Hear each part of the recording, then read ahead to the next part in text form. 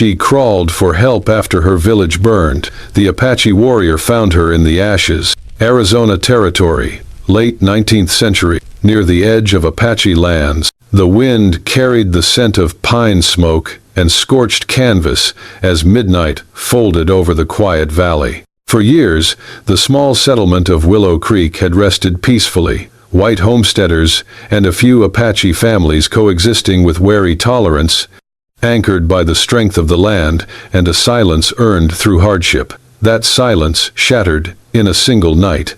Emily Ross had been asleep in her small cabin, built with her own hands, beside the one where her grandmother lived, when the first shot rang out like a thunderclap. Then came screams, then the unmistakable roar of fire. She barely made it to the door before the blast knocked her off her feet. Flames danced on rooftops like devils freed from hell. Figures moved in the dark. Shadowed men with torches and rifles, their coats marked with badges not from any law Emily had ever known. They were not raiders, not outlaws.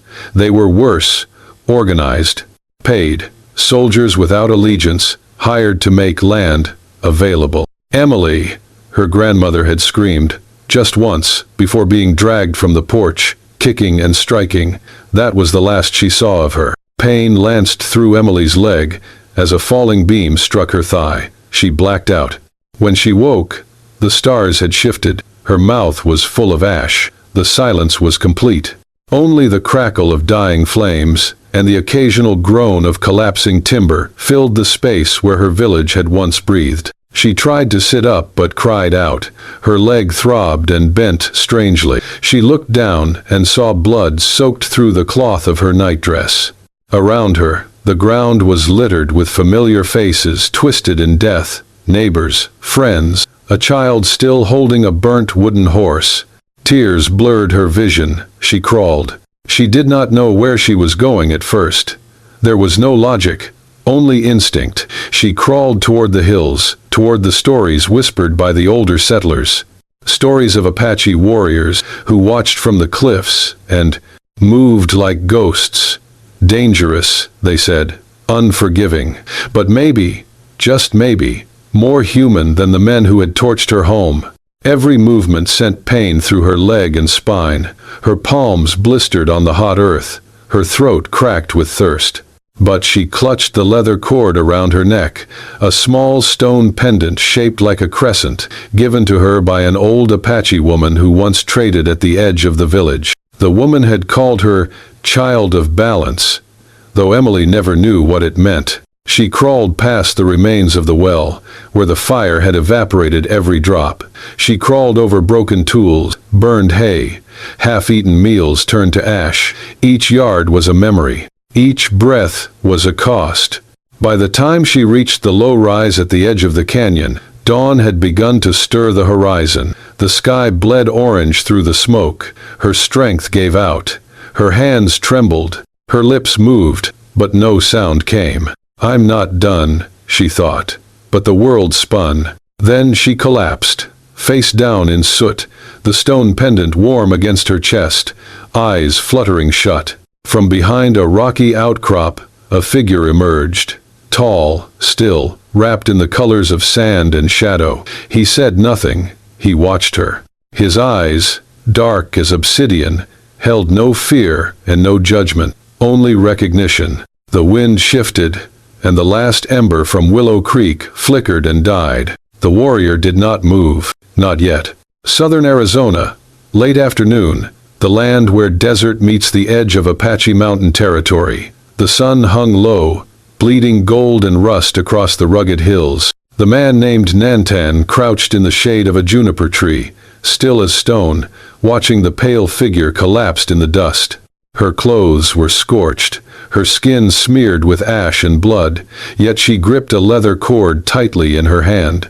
A stone pendant, curved like a crescent moon, hung against her chest, half buried in soot. He recognized it. His jaw tightened. It was not meant for her, not for any white woman. That kind of token passed only between those who understood the old ways. Yet here she was, half dead, barely breathing, but holding on like a wolf with a bone. The fires from the distant settlement still left smoke trails in the sky, stinging the back of his throat. He had seen that smoke before, in another time, in another life. He took a slow breath and stepped forward. The crunch of gravel under his boot stirred the silence. She flinched, eyes flickering open, cracked lips parting. Water. Her voice was more a rasp than a sound. He didn't speak. He knelt beside her, poured a thin trickle from his canteen into her mouth. She coughed, then swallowed, eyes fluttering closed again. Her hand still gripped the pendant.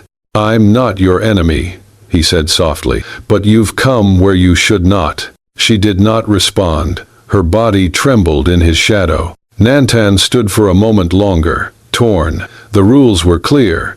His people did not harbor outsiders, especially not the ones whose kind had stolen land and spilled blood. But there was a weight in his chest that hadn't left since the day his brother died, at the hands of the same type of men who had burned this woman's village. Mercenaries. Paid violence. The same fire, in different uniforms. He could leave her. Let the desert take her. No one would question it. Instead, he bent down and slipped his arms beneath her shoulders and knees.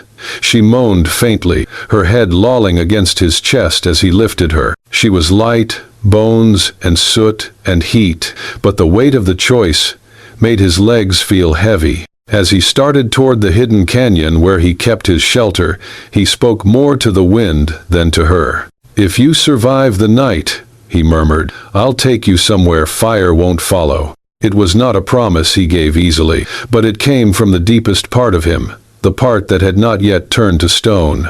The stone shelter was tucked between red rocks and thornbush, nearly invisible unless one knew where to look. By the time the last rays of sun vanished beyond the ridgeline, Emily lay wrapped in a worn buffalo hide, her leg cleaned and bound. Nantan had worked in silence, methodical, avoiding her eyes even when she stirred. He had set no fire, only glowing coals, masked from the wind. Outside, coyotes howled, and the chill crept in. Inside, Emily opened her eyes to the faint glow from the embers. She didn't know where she was, only that her body hurt less and her thirst had quieted. Her fingers touched the stone pendant at her throat. She turned her head and saw him sitting near the cave's edge, back straight, knife across his lap. His silhouette cut a still figure against the moonlight outside. "You saved me," she whispered. He didn't move. "You held something sacred." She looked down at the pendant. "It was given to me by a woman who once traded wool for thread," she said. "It would help me remember balance." She spoke truth. Silence stretched between them. Emily stared at the cracked ceiling of stone above her, then at the night sky beyond the cave's mouth. Stars blinked in the vast blackness, and the moon rose pale and full. She had never felt more lost. And yet, not entirely alone. "I don't know your name," she said. "Nantan." She whispered it once, letting it settle in the dark. Then, softly, "I'm Emily." Nantan didn't reply, but she saw the way his shoulders shifted, just slightly, as if the burden he carried had moved. Emily closed her eyes. The pain was still there. So was the fire behind her. But ahead, something had shifted. And for the first time since her village burned, she slept.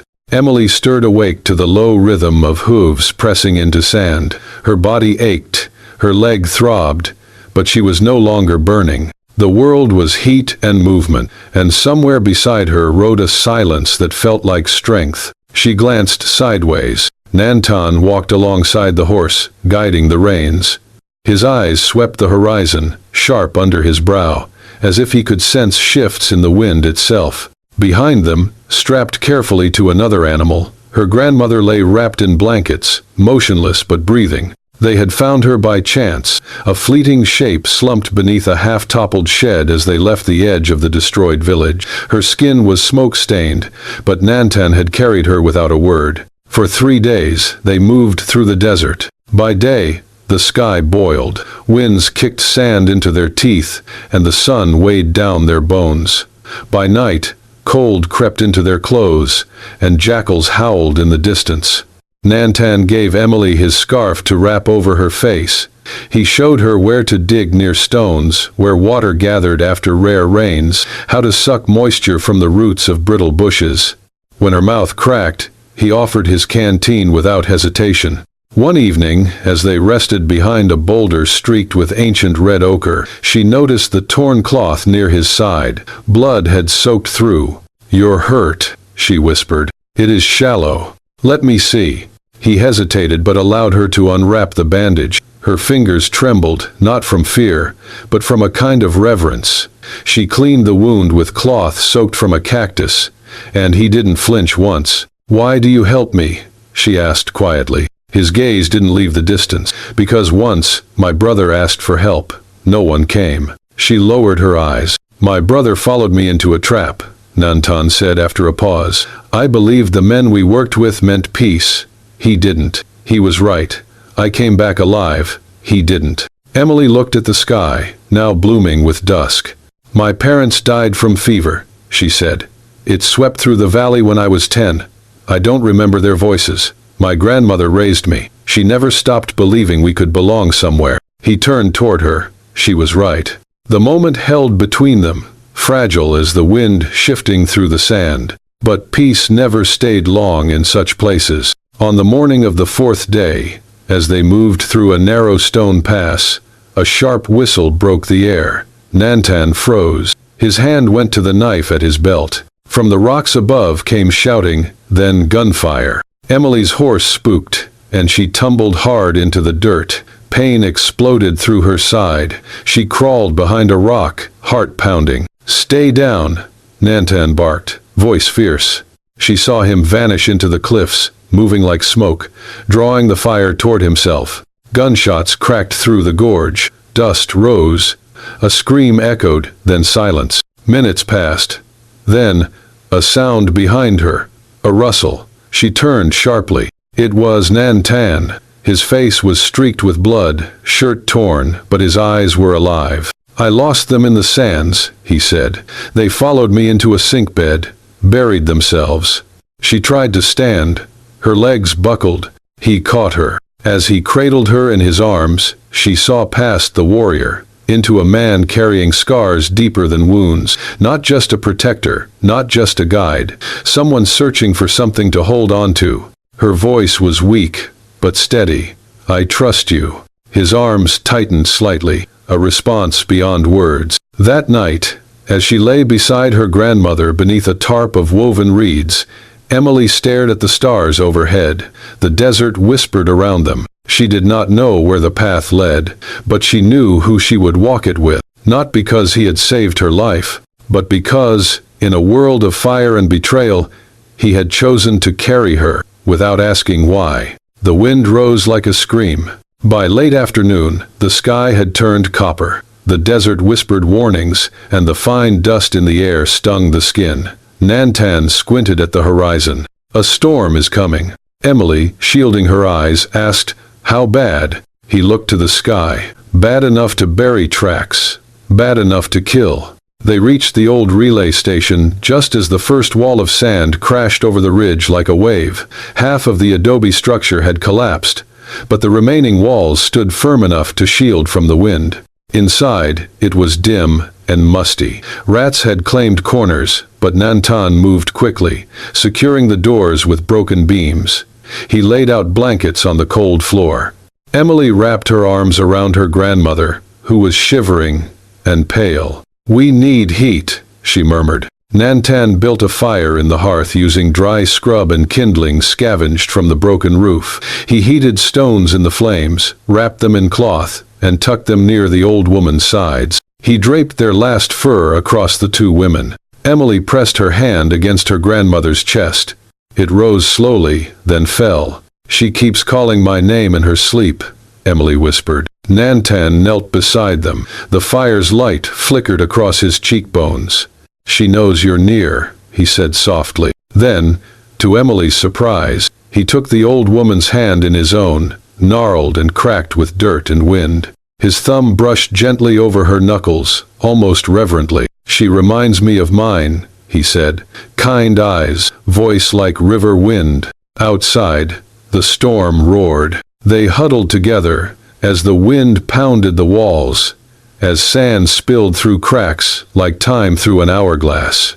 But the wind was not the only sound. A second rhythm emerged, heavier, deliberate. Footsteps, metal scraping against stone. Emily froze. Someone's here. Nantan's eyes darkened. He doused the fire quickly, pressed his ear to the wall. Voices murmured on the other side. Men, laughing, swearing, oblivious to anyone else inside. Bounty hunters. They are hiding from the storm, too, Nantan whispered. But they'll search. Emily clutched her grandmother tighter. There is a tunnel, he said, pointing to a half-collapsed trap-door under a pile of crates.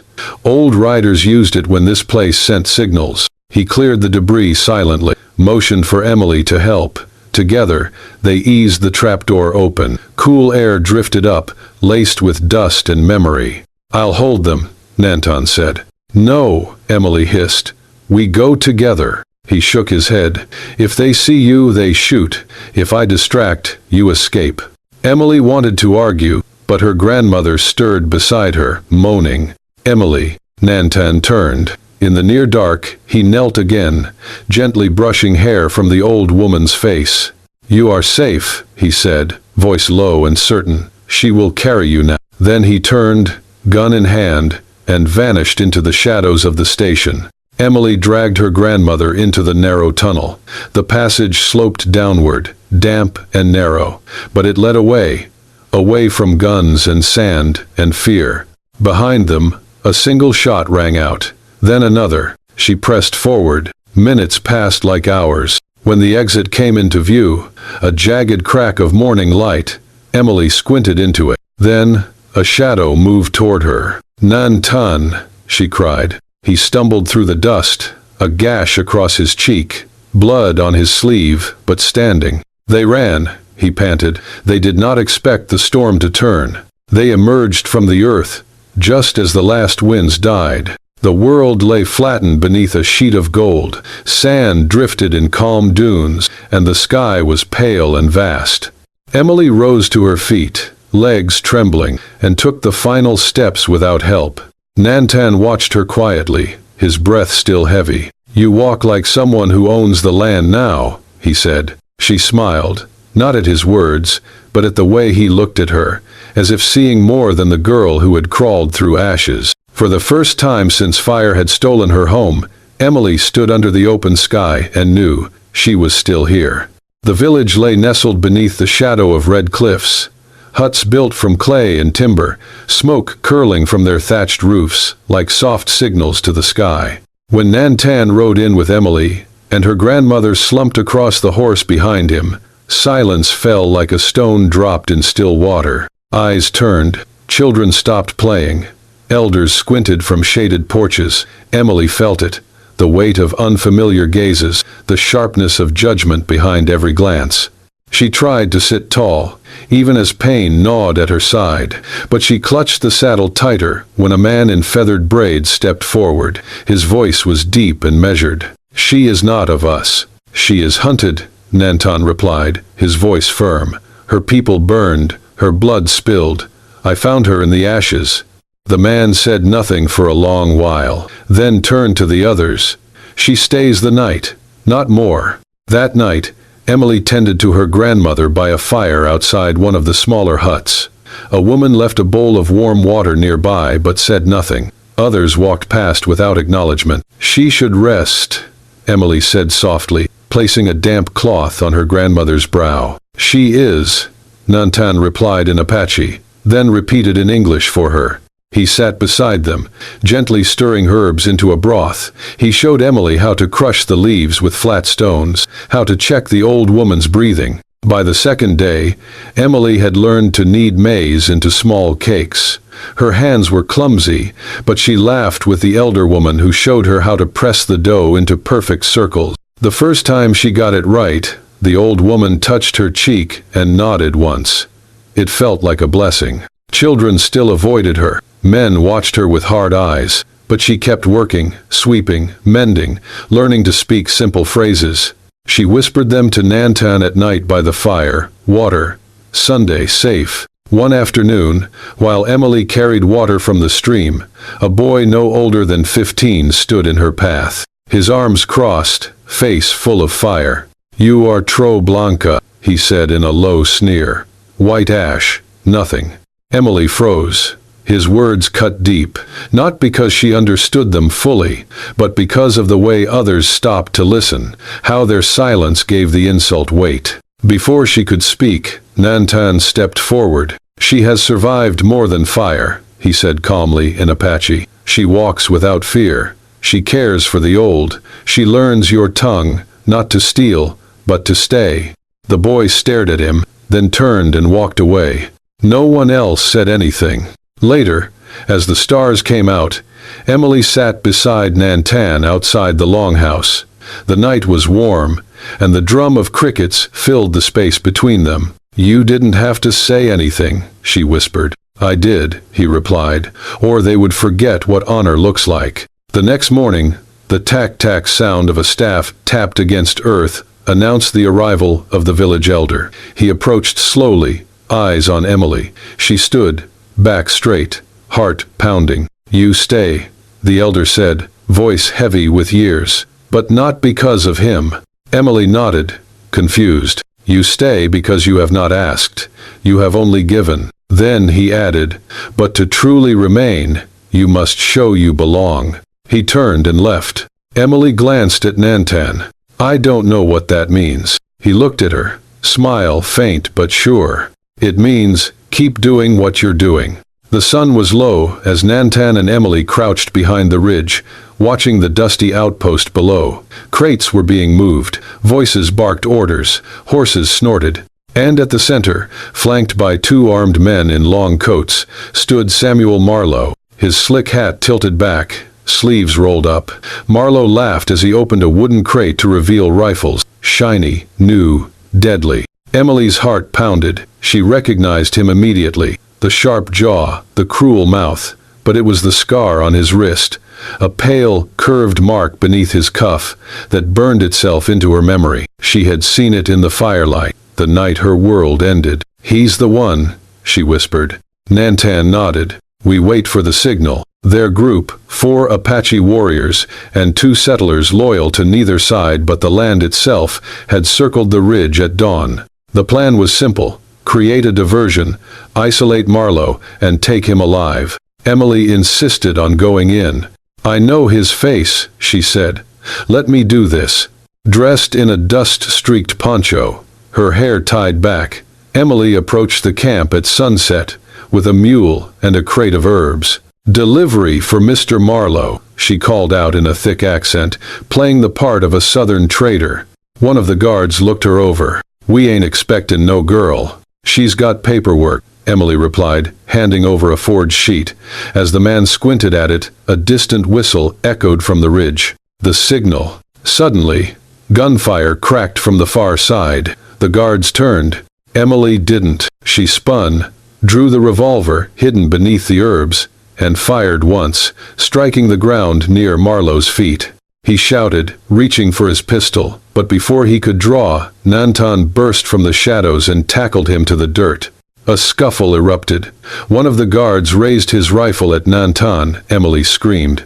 Bang! She had fired before she even realized it. The guard fell, her hands shook. The other men surrendered quickly. Marlowe tried to crawl, but Nantan's boot pressed to his back. "You remember her?" Nantan asked, his voice low. Marlowe spit dust, then looked up. His face paled when he saw Emily standing, gun still raised. "You," he growled. "You should have burned with the rest." Emily stepped forward, trembling, but her voice steady. "You torched our homes, took lives. For what? Money? Silver?" Marlowe sneered. "For land, for future, for progress." She looked at the scar on his wrist, then met his eyes. "I remember that scar. I saw it while my neighbors burned." Marlowe laughed once, bitterly. "You'll never prove anything." "You just did," Nantan said. "You confessed." They tied him, gathered the weapons, and left the outpost smoldering behind. That evening, Nantan and Emily stood on the same hilltop where her village once stood. The grass had started to grow back, soft green shoots poking through blackened soil. Emily reached down, letting her fingers touch the earth. "It doesn't smell like smoke anymore," she whispered. Nantan took her hand. The breeze brushed past them, warm and dry. "This ground remembers," he said, "but it forgives too." She leaned into him, eyes closed, for a long moment. Then, they turned together, walking back toward the people now waiting for them, not just to return, but to rebuild. The smoke from the fire curled into the dusk sky, fragrant with roasted corn and wild herbs. Children laughed as they chased each other between tents and new wooden frames, homes still being raised from ash and promise. This land, once scarred by flames and loss, now carried the pulse of a new community. Emily sat beneath a cottonwood tree, weaving at her loom. Her fingers moved with confidence, rhythm, and memory. The patterns she threaded were a blend, symbols from the Apache and motifs passed down from her grandmother's grandmother. Nearby, the older woman sat on a woven mat, telling children the story of the river that ran backward when the stars fell. Across the open yard, Nantan moved easily between groups of boys, showing them how to shape arrowheads and teaching them Apache words for hawk, wind, and hope. His laugh rang out often, deeper, freer than when Emily had first met him in the ash. That night was the first full moon since Marlowe's capture. The entire village, Apache and settlers alike, gathered for a shared feast, a ceremony of peace and beginning. Drums thudded softly. Lanterns flickered from tree branches. Emily wore a hand-dyed shawl she had woven herself. As she approached the circle, Nantan stood waiting. In his hand, wrapped in a piece of tanned hide, was a small ceremonial knife. He unwrapped it carefully and held it out to her. The blade was simple, polished, smooth, but its handle was carved with the symbol of his family, two entwined hawks circling the sun. "In our way," he said gently. "This means, my life is bound to yours. You carry it with you, as I carry your breath with mine." Emily's lips parted. Her voice caught. She took the knife slowly, cradling it like something alive. "I never needed a ring," she whispered. "Just this." As the crowd around them began to cheer, a man near the edge, a settler, older, grizzled, muttered loudly, "She's more Apache now than any white girl should be." The laughter quieted, eyes turned. Nantan's expression didn't harden. He stepped forward, voice even but clear. "She is my wife," he said, "not by blood, but by choice. She has lived our pain, shared our bread, stood beside me when fire came. If that makes her Apache, then I am proud she is." Silence. Then, the tlek-tlek of the elder woman's cane as she stood up slowly. "Well," said the grandmother, "that's the first time I've heard a man talk straight since my William died." Laughter broke out, louder than before. The man who had spoken looked away, abashed. Later, as the fire crackled and drums rose again, Emily leaned into Nantan's shoulder, watching the flames dance. "I didn't know if I'd ever feel this," she murmured. "What?" he asked. "Safe. Wanted. Home." He didn't answer with words. He just wrapped an arm around her, pulling her close as the people around them sang to the sky. And in that circle of light, Emily knew her journey had ended, not in escape, but in belonging. The grass rippled gently across the open prairie, painted gold under the soft light of early spring. A wooden house stood nestled near the edge of the pine forest, smoke curling lazily from its chimney. It was modest, hand-built with care, but it breathed of peace, of permanence.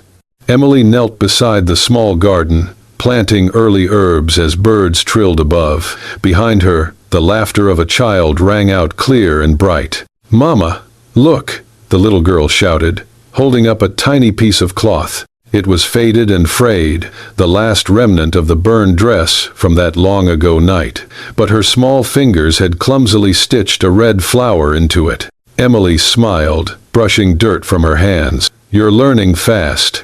The child beamed. "Papa says it's good luck if you stitch with your heart." From the edge of the woods, Nantan emerged, carrying freshly chopped firewood. He set it down by the house and walked over, crouching beside his daughter. "And what does your heart say today?" he asked softly. She looked up at both of them, eyes wide and steady.